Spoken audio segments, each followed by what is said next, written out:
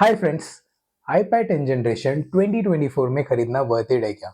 2 महीने से मैं iPad 10 जनरेशन को एक्सटेंसिवली यूज कर रहा हूँ for photo editing, video editing, content consume करने के लिए एंड फॉर गेमिंग पर्पस के लिए।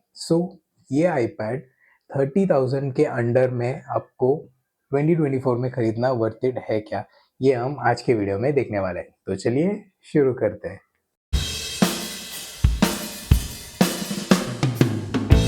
सो फ्रेंड्स, 2 महीने से मैं iPad 10 जनरेशन को यूज कर रहा हूँ। इसका जो प्रोज एंड कॉन्स है ये आप लोगों को मैं एक एक करके पॉइंट वाइज शेयर करता हूँ। सबसे पहले इसका जो डिजाइन।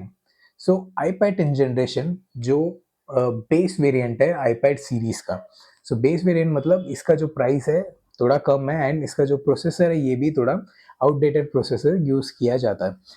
iPad 10 जनरेशन जो है वो प्रीवियस जनरेशन 9 जनरेशन के मुकाबले अपने को प्रोसेसर में थोड़ा बहुत हाइक मिला है एंड इसका जो डिज़ाइन है ये अपने को आईपैड के जो प्रो सीरीज का जो डिज़ाइन है वैसा अपने को देखने के लिए मिलता है। ये एक प्लस पॉइंट है अपने लिए डिज़ाइन के मामले में। सेकेंड पॉइंट है इसका जो डिस्प्ले। सो आईपैड 10 जनरेशन में अपने को नॉन लैमिनेटेड डिस्प्ले देखने के लिए मिलता है। ये कुछ लोगों के लिए एडवांटेज भी है एंड कुछ लोगों के लिए डिसएडवांटेज। सबसे पहले हम एडवांटेज देख लेते हैं। नॉन लैमिनेटेड डिस्प्ले का मतलब है जो नॉर्मल अपना डिस्प्ले होता है, ये सपोज आपका डिस्प्ले एंड जो ग्लास हम जिसमें टच करते हैं वो आपका यहाँ पे। नॉन लैमिनेटेड डिस्प्ले में क्या होता है, आपका जो एक्चुअल डिस्प्ले और जो ग्लास जिसमें आप टच कर रहे हो उसके बीच में एयर गैप होता है। इसके वजह से एडवांटेज ये है कि इन केस आपका जो आईपैड का जो डिस्प्ले ऊपर का जो ग्लास है वो ब्रेक हो जाता है, तो आपको रिप्लेस करने के लिए जाएंगे तो आपको सिर्फ ग्लास को रिप्लेस करने का है, डिस्प्ले रिप्लेस नहीं करने का है। तो आपको कम कॉस्ट में आपका जो काम है वो हो जाएगा। लेकिन लैमिनेटेड डिस्प्ले कैसा होता है, नॉर्मली अभी के जो मोबाइल फ़ोन्स है, मोबाइल फ़ोन जो भी है, टैबलेट्स वगैरह सब लैमिनेटेड डिस्प्ले के साथ आता है। इसमें क्या है कि आपका जो टच करते जो ग्लास और जो डिस्प्ले ये दोनों एक साथ अटैच्ड होता है। तो इन केस का जो डिस्प्ले वो ब्रेक हो जाता है तो आपको ग्लास के साथ आपका जो एक्चुअल डिस्प्ले उसको भी चेंज करना पड़ेगा, तो वो थोड़ा एक्सपेंसिव हो जाता है। ये अपना एडवांटेज एंड डिसएडवांटेज। डिसएडवांटेज एक नॉन लैमिनेटेड डिस्प्ले में उन लोग के लिए हो सकता है जो प्रोफेशनल ड्राइंग वगैरह बनाते हैं उन लोग के लिए। प्रोफेशनल लोग iPad 10 जनरेशन को तो कंसिडर करेंगे ही नहीं, क्योंकि उन लोग के लिए लेटेंसी बहुत इंपॉर्टेंट होता है। अपने लिए जो नॉर्मल यूज़र जो नॉर्मल आपको ड्राइंग बनाने का है या फिर कंटेंट देखने का है या फिर फोटो एंड वीडियो एडिटिंग करने का है, उन लोग के लिए iPad 10 जनरेशन बेस्ट ऑप्शन है। थर्ड पॉइंट है अपना यूजर इंटरफेस। iPad 10 जनरेशन में अपने को जो यूआई देखने के लिए मिलता है वो एकदम स्मूथ एंड क्लीन है। इसमें कोई भी एड्स वगैरह आता नहीं है, जैसा अपना जो एंड्रॉयड के मोबाइल फ़ोन एंड टैबलेट्स में आता है उस तरह का प्रॉब्लम इसमें कुछ भी नहीं है। आपको एकदम स्मूथ इंटरफेस देखने के लिए मिलेगा। अब कोई भी एप्लीकेशन को ओपन करो, जो एनिमेशंस है, एप्लीकेशन क्लोज करते हो उसका एनिमेशंस, सेटिंग्स वगैरह आप स्क्रॉल करेंगे आपको एकदम स्मूथ देखने के लिए मिलेगा। इवन दो इसका जो डिस्प्ले है ये अपने को 60 हर्ट्ज डिस्प्ले मिलता है, ये एक डिसएडवांटेज है, ये पॉइंट नोट कर लो। क्योंकि आज के टाइम में कोई भी स्मार्टफोन या टैबलेट उसमें 120 हर्ट्ज डिस्प्ले तो होता ही है, लेकिन इसमें ये कैसा 2 साल पुराना आईपैड है तो इसके लिए अपने को जो डिस्प्ले है वो 60 हर्ट्ज डिस्प्ले देखने के लिए मिलता है। इवन दो थोड़ा बहुत यूज़ करते टाइम आपको स्मूथनेस देखने के लिए मिलेगा। इसमें और एक पॉइंट आप लोग को बताने का है, जैसे हम एंड्रॉयड फ़ोन से एंड्रॉयड टैबलेट्स में कोई भी फाइल आपको ट्रांसफ़र करने का है तो अपन वाईफाई के थ्रू क्विक शेयर वाला जो ऑप्शन अपने को देखने के लिए मिलता है उससे हम फाइल ट्रांसफ़र कर सकते हैं। लेकिन आईपैड में कैसा है कि हम एंड्रॉयड से आईपैड में ऐसे वाईफाई के थ्रू ट्रांसफ़र नहीं कर सकते फाइल्स। तो आईपैड टू आईफ़ोन कर सकते हैं लेकिन एंड्रॉयड फ़ोन से आईपैड में नहीं होता है।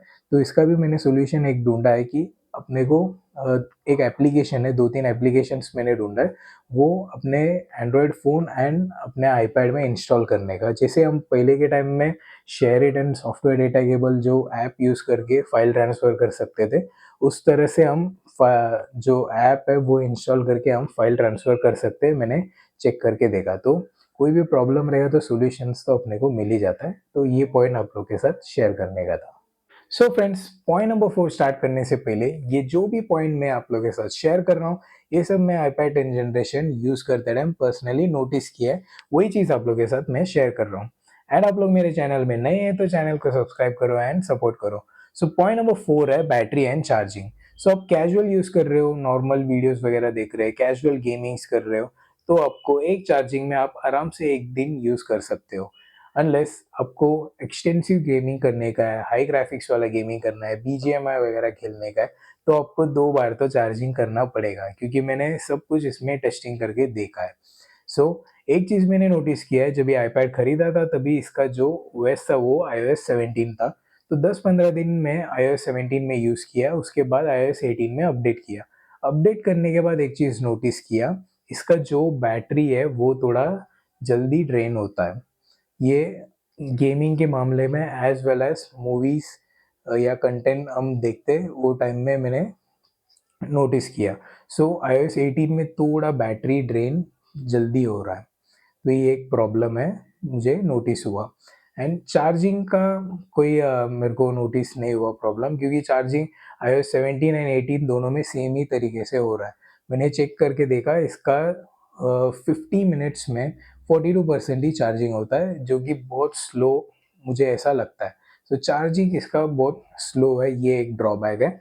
लेकिन ये एक एडवांटेज है कि आईफ़ोन में कोई भी मतलब फ़ोन में अपने को चार्जर देखने के लिए मिलेगा, लेकिन इसमें आईपैड में अपने को चार्जर देखने के लिए मिलता है, ये एक प्लस पॉइंट है। चार्जिंग भले स्लो हो रहा है, लेकिन अलग से एडिशनल खर्चा नहीं करना पड़ रहा है, ये एक एडवांटेज है। सो फ्रेंड्स, पॉइंट नंबर 5 है परफॉर्मेंस। सो iPad 10 जनरेशन का जो परफॉर्मेंस है ये A1 है। मैं इसमें फ़ोटो एडिटिंग, वीडियो एडिटिंग, अभी जो वीडियो रिकॉर्ड कर रहा हूँ उसका voice over recording and gaming, ये सब चीज़ इसमें एकदम सीमलेसली अपने को देखने के लिए मिलेगा।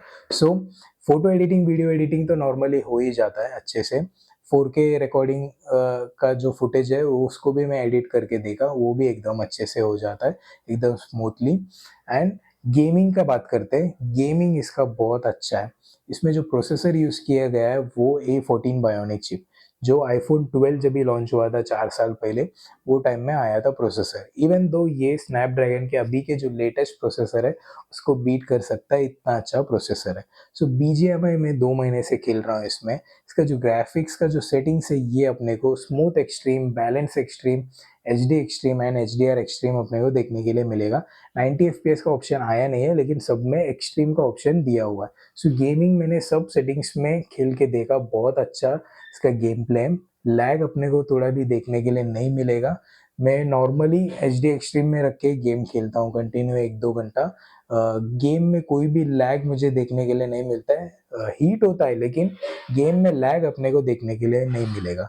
इसमें मैंने एक चीज़ टेस्ट करके देखा, आउटडोर सिचुएशन में पूरा ब्राइटनेस रख दिया, एचडी एक्सट्रीम में ग्राफिक सेटिंग को सेट कर दिया एंड कंटिन्यू 2 आवर्स हम लोग ने गेम प्ले करके देखा।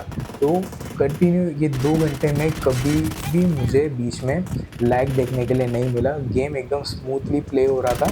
एंड 2 घंटे के बाद मैंने चेक किया तो इसका जो परसेंटेज है वो 87 से 26 हो गया, ऑलमोस्ट 40% इसका जो बैटरी है वो ड्रेन हो गया था।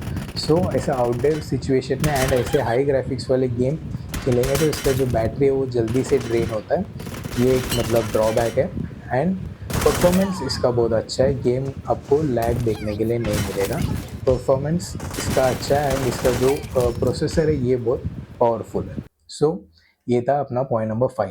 पॉइंट नंबर 6 है, एक ड्रॉबैक है इसका, जो है इसका स्टोरेज।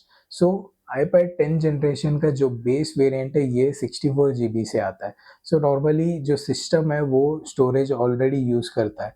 सो कितना 14 या 15 जीबी ऑलमोस्ट यूज़ कर लिया था स्टार्टिंग में, बचा था मुझे 49 जीबी जो फ्री था। सो इसमें 4-5 एडिटिंग का सॉफ्टवेयर, 2-3 गेम्स डाउनलोड करके रखा है, यूट्यूब एप्लीकेशन, नेटफ्लिक्स वगैरह। सो ऐसे एप्लीकेशंस डाउनलोड करने के बाद अभी करंटली मेरा जो स्टोरेज है वो 12 या 13 जीबी फ्री है। सो इतने में भी इसमें अच्छे से गेम प्ले हो जाता है, लैग अपने को देखने के लिए नहीं मिलेगा। सो आप प्लान कर रहे हो कि iPad 10 जनरेशन आपको खरीदने का है for photo editing, video editing या फिर आपको गेमिंग के लिए, तो आप एक्सटर्नल हार्ड डिस्क या फिर एसएसडी खरीद लो, वो आप लोग के लिए बेस्ट ऑप्शन होगा।